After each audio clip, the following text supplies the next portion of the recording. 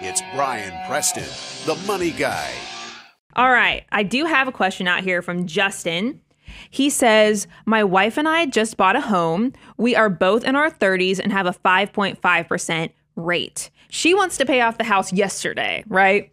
How can I help persuade her to prioritize saving for the future? And how do they make that decision, Brian? How much should they be putting down on this house versus how much should they be investing? So did you say 5.5%? Yes. Okay, and they're in their 30s. Mm-hmm. Did Justin give us what their savings or / investment he didn't, rate is? so you should probably want to hit on that because that's going to be a factor. Yeah, I mean, this is one of those things. Justin, look, 5.5 is more than it's historically been in the past. But also, I take into account with where are you at in your financial order of operations. I want you to, go look at the steps. If I guess go to moneyguy.com/resources, you can also download our free deliverable.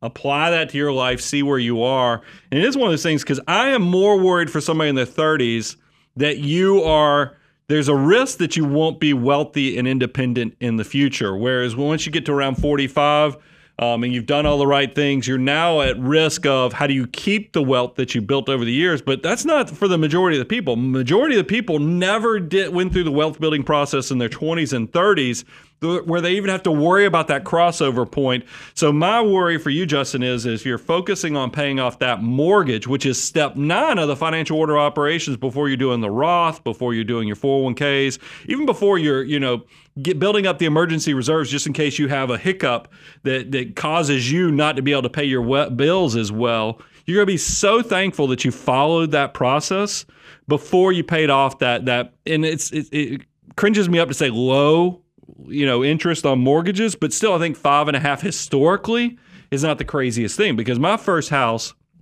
was 6.75%, and I thought I stole it because rates had just gone through. It was like 7.5% a few months earlier. I think we're coming back to a more historical norm in the 4s and 5s. So that's not what I would consider high interest yet.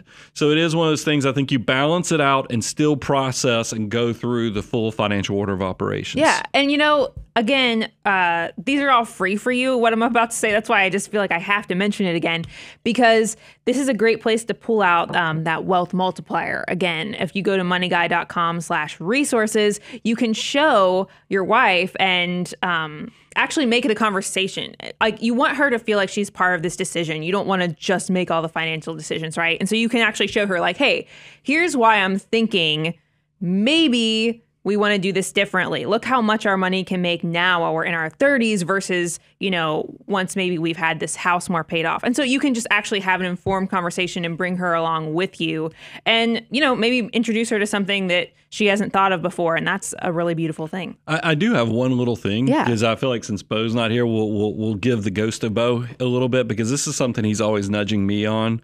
And I think somebody who's in their 30s, like Justin and his spouse are, this could be a really valuable tool and a fun exercise for them. Why don't you because look, the market's gotten its teeth kicked in. Mm-hmm. We're actually in a bear market right now. So when the markets are down, your contrarian spidey senses should be going off, and you could say, hey, is this a wealth building opportunity in the long term? Why not, assuming you've already maxed out your Roth accounts and so forth, still respecting the financial order of operations. But if you are at that point of step 7, hyperaccumulation, why not, instead of what you would pay off that mortgage with, set up that investment account like Bo always talks about, that brokerage account between you and your spouse. Start dollar cost averaging every month into an index fund or something that would do well with the market that we're experiencing with the volatility, and look at this in 3 to 5 years, and then ask yourself, do we want to take this money to pay down the mortgage, or do we want to keep on our wealth building journey? It could be a really cool exercise for you and your significant other to kind of do a challenge here of what's the best path. I think I know where things are going to fall in the long term, but it will still be a great learning exercise for you. I love it. And Bo would be proud. Yeah.